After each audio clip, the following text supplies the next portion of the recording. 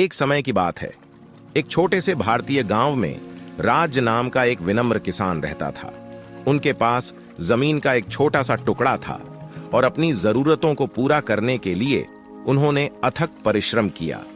राज को अपने जीवन में कई कठिनाइयों का सामना करना पड़ा, लेकिन उनकी अटूट भावना और मजबूत नैतिक मूल्यों ने हमेशा उनका मार्गदर्शन किया। एक वर्ष गांव में भयंकर सूखा पड़ा, जिससे खेत बंजर हो गए और गांव वालों को अपने परिवार का भरण पोषण करने के लिए संघर्ष करना पड़ा।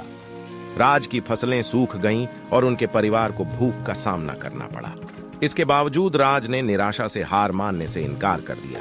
एक शाम जब वह एक पेड़ की छाया के नीचे बैठा था, एक साथी किसान उसके पास आया, हतोत्साहित और अपने खेत को छोड़ने के लिए तैयार था। राज, उन्होंने कहा, मैं अपनी फसल को फिर से गिरते हुए नहीं देख सकता। मैंने सारी आशा खो दी है। राज ने गर्मजोशी भरी मुस्कान के साथ जवाब दिया, मेरे दोस्त, मैं तुम्हारा दर्द समझता हूं, लेकिन हार मान लेना कोई समाधान नहीं है। हम किसान हैं और हमारी आजीविका जमीन पर निर्भर करती है। अपने खेतों को छोड़ने के बजाय आइए मिलकर काम करें, साझा करें। हमारे पास जो थोड़ा भी है, हम बारिश के लिए प्रार्थना करते हैं। हमें विश्वास रखना चाहिए कि अच्छे दिन आएंगे। राज की बातों से प्रभावित होकर किसान ने इसे एक और कोशिश करने का फैसला किया। उन्होंने अपने संसाधनों को एकत्रित किया, अपने भोजन की राशनिंग की और अपने सूखे खेतों को पुनर्जीवित करने के लिए अथक प्रयास किया। उन्होंने रास्ते में अन्य संघर्षरत ग्रामीणों की भी मदद की।